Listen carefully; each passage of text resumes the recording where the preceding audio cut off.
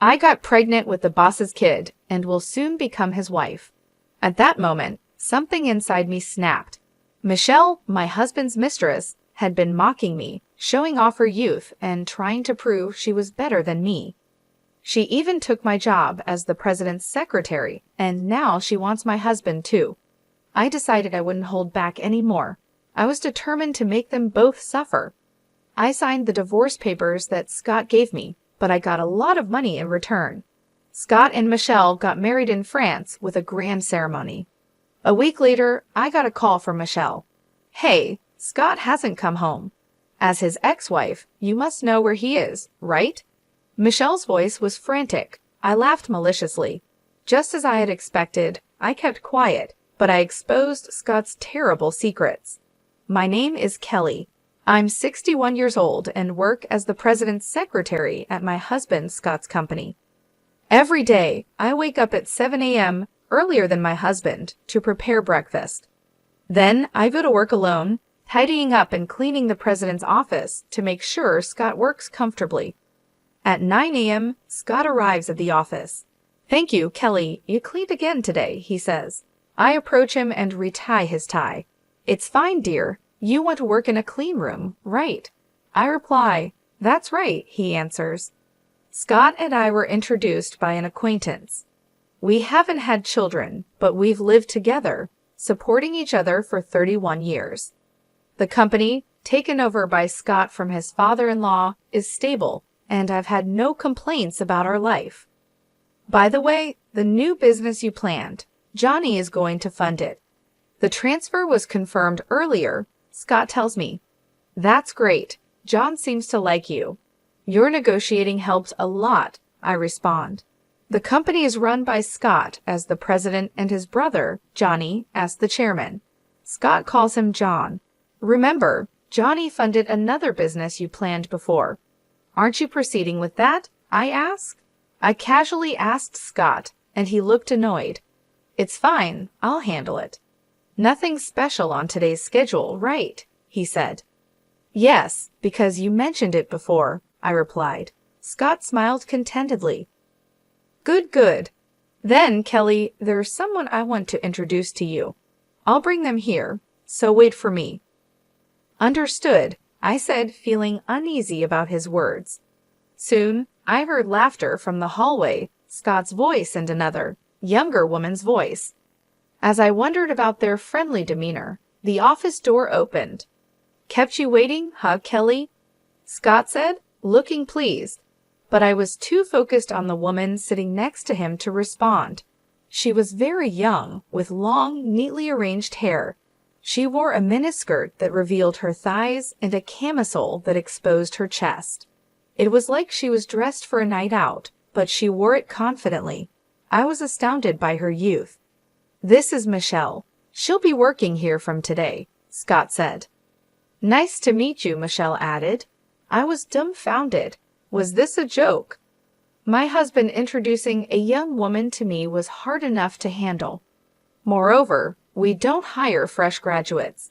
"Excuse me, but how old is Michelle?" I asked. "She's 24. I met her at a bar with friends. We hit it off. She's young and fresh and gives me energy. Don't you think she'll boost the morale of our employees?" "Ah, yes," I managed to say, seeing my husband's radiant expression. "Then, Kelly, please teach Michelle the ropes." "Michelle is going to work as a general employee, right? Then wouldn't it be better if—" I started. "Oh, I forgot to mention, we're going to have 2 secretaries from now on. So please teach Michelle the secretary work." "2 secretaries? Is that necessary?" I asked, feeling a pang in my heart. "Well, you're getting on in years. It's okay to pass on work to the younger ones." Scott laughed lightly, and it hurt. "The way you say it," I thought to myself. "Then take care. I'm going out for a bit on a personal errand. I'm counting on you to show her the ropes." With that, Scott left Michelle and me alone in the office. I took a deep breath to calm myself. Once Scott decides on something, he tends to rush into it and often regrets it later. This has happened many times throughout our marriage. It's useless to argue at times like this. For now, I'll just do as he says. It's bound not to work out anyway. Hey, Kelly, Michelle tapped my shoulder. Yes, I replied. How old are you, Kelly? She asked. It felt wrong not to answer after asking her age. I told her the truth. I'll be 61 this year, but my sincere feelings didn't reach Michelle. What? You're as old as my grandmother. Poor thing, you could die any time and yet you still work. That's kind of sad, she said. I gave a wry smile. I like my job. It's not sad. Oh, I see. The sad one is the boss, right? Whether he's at home or at work, he's always with an old woman. Really poor thing. With each word, my face grew more strained. What exactly are you trying to say? You don't get it. I guess when you get older, your brain starts to slow down. Michelle let out a big sigh and said clearly, being young and beautiful, I have higher status than an old lady like you. You understand, right? Her smile was full of confidence, and I shivered. I couldn't stay silent any longer. You know, you should learn some common sense. Did I make you angry? Is it menopause? She asked. You get angry so quickly. It must be hard to keep working if you get upset over such things. Plus, with menopause, you sweat a lot and get short of breath, right? It's embarrassing to try so hard. Maybe it's time for you to retire. As I stood there, dumbfounded, Michelle laughed and whispered in my ear, Why don't you retire as president's wife too? I shuddered. This person intended to take Scott away from me. I couldn't help but raise my voice. Enough is enough. With that kind of intention, I can't teach you anything. Leave the company right now. I expected a quarrel, but Michelle looked at me with tears streaming down her face. I'm sorry. I just wanted to get along with you, Kelly, and made a joke, but it was too much. Too much. Michelle collapsed to the floor, sobbing like the heroine of a tragedy. I'll leave this company. Thank you for everything. Michelle ran out of the room. What is happening? Overwhelmed by the sudden turn of events, I stood there dumbfounded until Michelle returned with a red-faced Scott in tow. What are you doing? His sudden yell made me tremble. What's wrong, dear? I heard from Michelle you yelled at her. It's because she said something terrible. Don't lie. I've been listening to your conversation. Michelle had recorded our argument on her mobile phone. The recording started from the moment I scolded Michelle, giving the impression that I suddenly blamed her without reason and made her cry. That's why she apologized so sincerely, sobbing and all. I bit my lip in frustration. You don't believe me. Believe Michelle. She came to me crying about what you did. There's a recording. It's clear whose words have more credibility. A secretary who bullies employees is fired as of today. I couldn't believe it. I had always supported Scott both at home and at work. Now he was abandoning me for Michelle, who just joined the company. Wait, then who will do the secretary's job? I asked. It's decided. Michelle will do it, Scott said. That's impossible. And what about you? I swallowed the words that almost slipped out and tried again in a way only Scott and I would understand. You know about your hobby. I'll handle that myself. I prefer pure and cute Michelle over you, who lies to me. Besides, a young and beautiful girl like her suits me better than you do, don't you think? Scott narrowed his eyes happily and looked at Michelle beside him. She looked up at Scott with adoration and flashed a brilliant smile. Then she turned to me and stuck out her tongue just a little. I protested to Scott many times, but he wouldn't listen. The job of a secretary is not easy, despite my insistence that Michelle couldn't handle it. All I got back were his overly optimistic words, saying it was an exaggeration or you won't know until you try. He must have thought he was a knight protecting his princess. I was speechless at his foolishness, hardly what you'd expect from someone running a company. Eventually, Scott threw out my personal items from my workspace. Instead, he arranged a brand new desk and cute stationery for young people, all for Michelle. It was all in vain. Realizing this, I decided not to waste any more effort and left the company. However, Scott didn't come home that night. He didn't return my calls either. I thought it was just his way of getting back at me, but as a week, a month, and then 5 months passed, I grew anxious. One day, I was called to the company by Scott and was heading to the president's office. Maybe he finally understood how hard the secretary's job was and decided to let Michelle go and call me back. I knocked on the president's office door with a sliver of hope. "Come in," Scott said. As I opened the door, I was met with an unbelievable scene. Scott, smiling happily, was holding hands with Michelle beside him. The two of them looked at me and laughed joyously. "It's been a while, Kelly. We have some big news today," Scott said. "What is it?" I asked. Actually, then Michelle put her hand over Scott's mouth. "Let me say it, okay? I want to thank the wife, right?" Scott nodded deeply, and Michelle said to me with a beaming smile, "We're getting married. Thank you for everything you've done for Scott." "What?" In front of my shaking self, Scott laughed sheepishly. "No," I thought.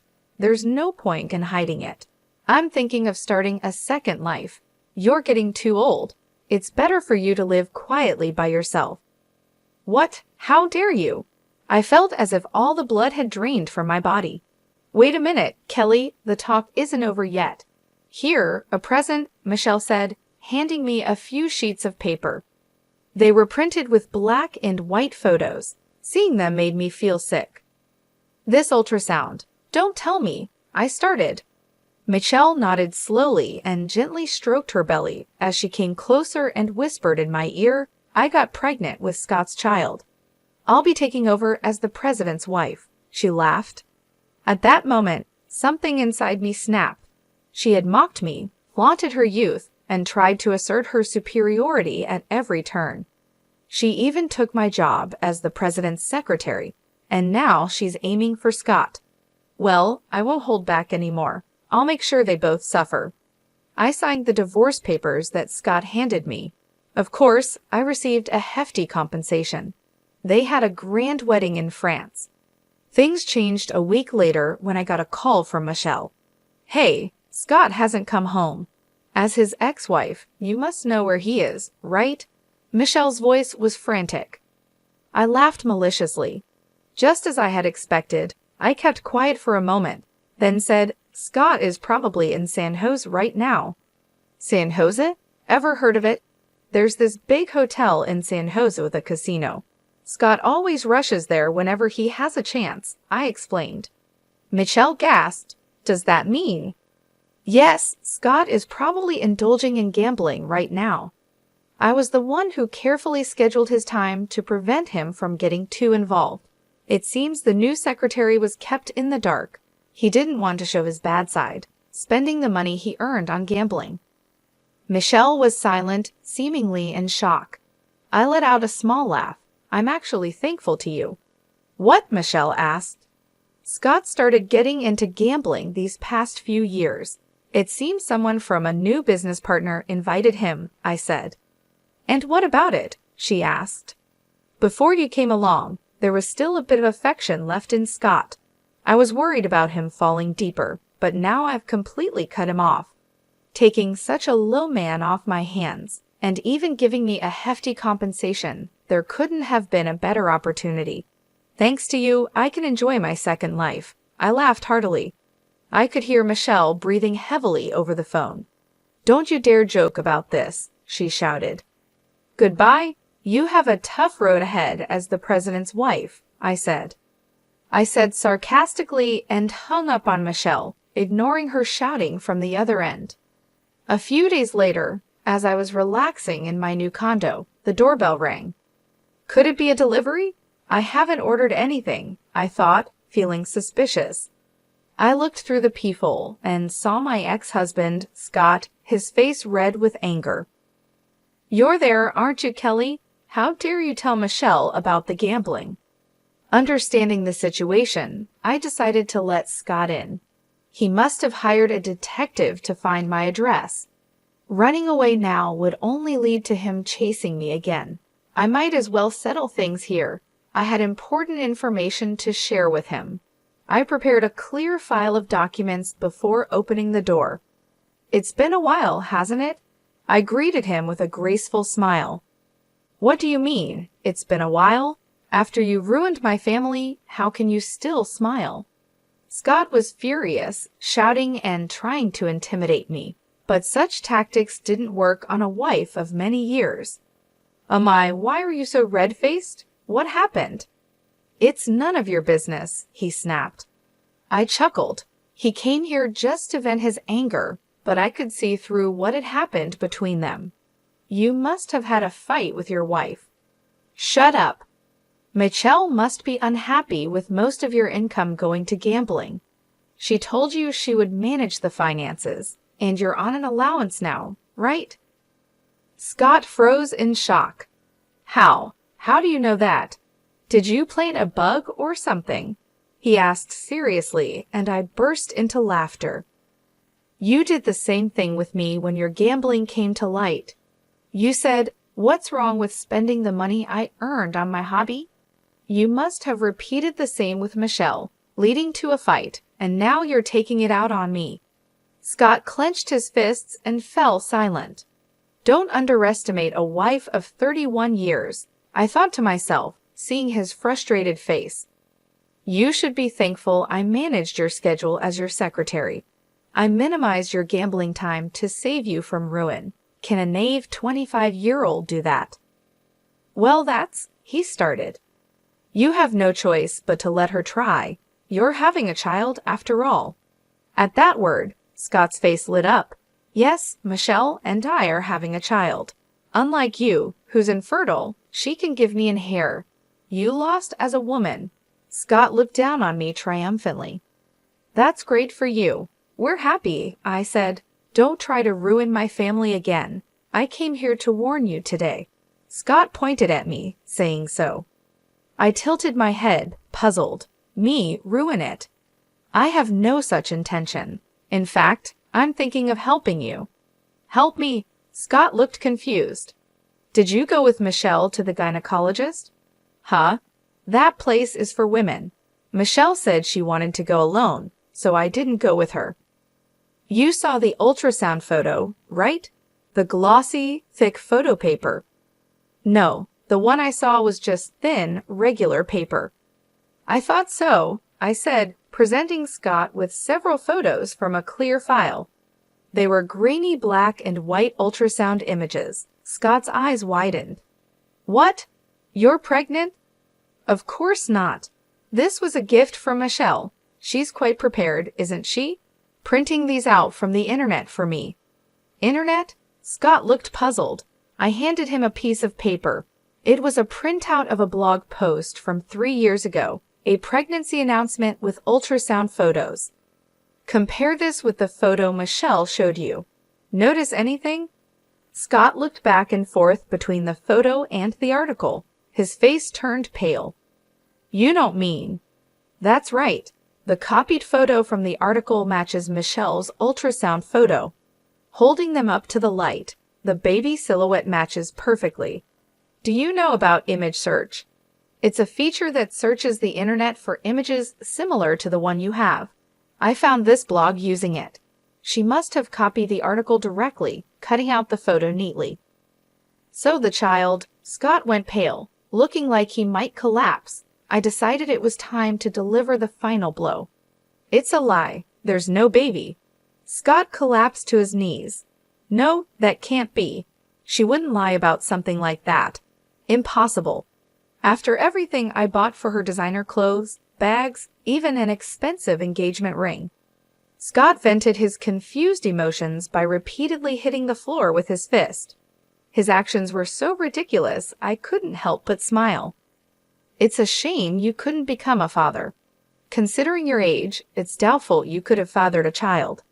Thinking a young partner would guarantee a child was naive. Ask Michelle for the truth. I'll call her over now. Scott was too drained to argue. He just slumped there, silent. I had Michelle come to the condominium. Soon after, the doorbell rang, and I opened the door. Upon seeing me with Scott, she screamed. What are you doing here? Trying to take Scott back from me? No. Didn't I say I was thankful to you? I have a baby in my belly. You can't tear us apart, Michelle screamed triumphantly. Not listening to me, she entered and gently embraced Scott's shoulder. Are you okay? Let's go back and talk about the money, she said. I'll manage the finances. That's okay, right? We'll overcome this together. After all, I'm carrying our child, Michelle said. Shut up. Scott slowly stood up, looking at Michelle intently. The pregnancy is a lie, isn't it? Michelle's face contorted. What are you talking about, honey? Tell me the truth, Michelle. The pregnancy is real. I showed you the ultrasound photo. Our child is the fruit of our love. How can you deny that? Michelle sat on the floor, crying, then glared sharply at me. You must have filled his head with weird ideas. You're just jealous because you're old and I'm young and beautiful. I laughed. Is that all you have to say? Hey, Scott, let's just go home, okay? Michelle tried to pull Scott's arm, but he brushed her off. Enough, Michelle. Scott thrust the blog post copy and the ultrasound photo at her. There's no escaping the truth now. I trusted you. How could you lie about something like this? I was so happy I cried.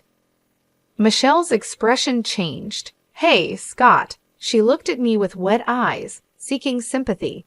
I just wanted to test your love for me. I was afraid I was just being played with. That's why I said I was pregnant. Then, Scott, you said you wanted me to have it, right? I was so happy. Michelle's radiant smile left Scott speechless. So the lie was because you love me. That's right. We can start working on having a child now. My beauty and your brains will make a wonderful child who'll eventually become a president and earn lots of money. That's not going to happen, I said, bringing Scott and Michelle back to reality. Hey, we're having a moment here, Michelle snapped. Do you really think this man has money? Of course, he's a president after all. I see. Our company has been passed down through generations and isn't doing badly, but that's about the company as a whole. This man is a gambler. Do you understand what that means? Michelle's face turned pale as she clung to Scott. Hey, Scott, you're rich, right? You told me once we're married we live a wealthy life because you have more money than you know what to do with. Scott responded in a faltering voice. It's okay. I've lost some money gambling, but we're starting a new business soon. That'll be our big break. What are you talking about? I pointed out Scott's ugly lies. I know for a fact there's no new business venture planned. What do you mean? You got funding from Johnny recently, right? Where's that money now? Surely it wasn't spent on luxury brands and an engagement ring for a new wife. I glared at Scott. What? That's not something I would do. Scott laughed derisively, though his voice trembled. I sighed briefly. You embezzled the company's money, I said.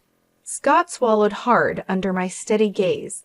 I had suspicions. You've been saying you're starting new ventures and getting funding from Johnny, but no business ever materializes. Just one new venture after another. It was odd not to doubt, so I spoke with Johnny to gather solid evidence. You teamed up against me. The money John transferred that day was a decoy. You transferred the business funds directly into your own bank account this time. Usually you're more careful, using various accounts to avoid detection. Were you that desperate for money, trying to prove to Michelle you're wealthy? Scott fumbled for words, confirming my suspicions. I said the last word, you're done. Get arrested and live as a criminal for the rest of your life. Shut up. It's a family matter. It'll probably just end with probation. Besides, John will bail me out. Even if I'm charged, I'll be out in no time, Scott reassured himself. How do you know all this? You were supposed to be fired. You have nothing to do with this. Johnny told me. John did? Yeah, it's me. Johnny hired me. Scott opened his mouth in surprise. I explained calmly, yes. When he heard you dumped me, he contacted me immediately. He apologized for your terrible actions and asked if he could hire me back. I said yes right away. You didn't know? John is keeping it from me. That bastard. I'm grateful to Johnny. He put me in charge of schedule management, and I'm earning more than before. I showed a broad smile, and Scott gritted his teeth. That John. I'll confront him right now, Scott said as he was about to leave. That's when it happened. Michelle grabbed Scott's arm and pulled him towards her with strength, their faces almost touching. Her expression was devilish. Hey, you lied to me, flaunting your wealth. In reality, you're just an old criminal. Don't mess with me.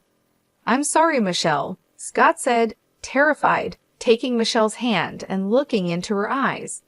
He slowly said, but it's okay. I'll probably get probation and I can return home.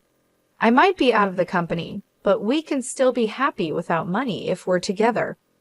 Don't joke with me. Michelle shook off Scott's hand and glared at him as if he were trash. There's no way a beautiful young woman like me would live with an old, penniless man like you. I lied about being pregnant to get us to marry. What a waste of time. The worst. Michelle shoved Scott aside and left the room. Michelle, wait for me, Scott called out, but Michelle shut the door behind her. He stood at the entrance like a ghost. I spoke to Scott. Please leave. This is my house.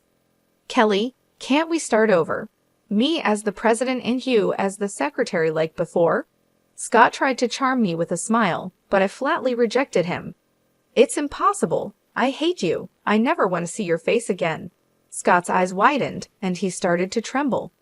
Enough of that, I said, opening the door and pushing him out. I locked the door and began watching TV. Scott quietly left, realizing it was all over. Later, Scott was arrested. He thought Johnny would bail him out, but that was wrong. He was taken to a cold jail cell alone. Scott was arrested for embezzling funds entrusted to him by Johnny. Besides, he had told suppliers and related companies he was starting new ventures, asking for loans, and then diverting those funds to his personal account for private use. Scott received a sentence without probation and won't be out for several years. As for Michelle, she was suspected of conspiring with Scott and was investigated. Though no evidence of conspiracy was found, the police discovered she had been skimming money from various businessmen, approaching wealthy-looking men in bars, becoming their girlfriend, and then claiming she needed money for a pregnancy or a parent's surgery. Essentially, Scott was also a victim of Michelle's scams. Michelle was arrested for fraud. Both of them ended up in the care of the police. Half a year has passed since Scott's arrest. I am still working with Johnny, trying to recover the company's image. It's not easy, and Johnny is always worried. I want to support him, feeling grateful to him. One evening, I returned to the company with Johnny. He sank deeply into his chair and exhaled. It's been a tiring day. We had a series of business dinners. Johnny looked into my eyes and smiled. Ah, but thanks to you, Kelly, for picking a good restaurant. We had an enjoyable meal. Many of the clients are around my age, so they appreciated the healthy yet luxurious dining experience. Plus, none of them knew about today's place. It was like a surprise. Thanks to that, the conversation flowed well. Thank you. Johnny wore a gentle smile. Unlike Scott, Johnny is always calm and composed. When he speaks with someone, he always uses polite language, and his sincere character is evident. I find Johnny's personal charm appealing. It's too kind of you to say, I replied. I thanked him. Johnny sighed contentedly. To think someone as capable as you was Scott's spouse is truly surprising. I chuckled lightly. Former spouse. I have no relation with him anymore. Right, he said. By the way, Kelly, how long do you plan to work? Don't you think about retiring and living quietly at home? I answered with a smile. I love my work. As long as I'm physically able, I want to keep working. Johnny nodded happily. I want you to help me rebuild this company. It's going to be a long partnership, but I'm counting on you from now on. I nodded firmly. Yes, Johnny. Johnny laughed, amused. Seeing his laughter made me feel warm inside. My second life is surely going to be enjoyable. Looking at Johnny smile, I thought just that.